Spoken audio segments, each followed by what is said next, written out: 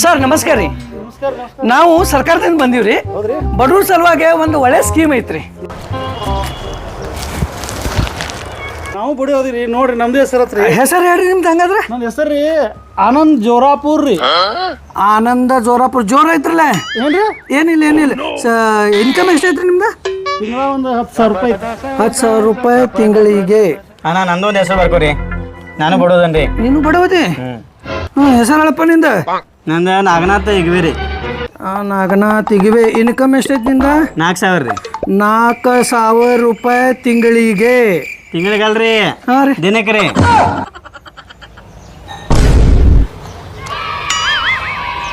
ಏ ಪ್ಲಾಸ್ಟಿಕ್ ಮಾಡ.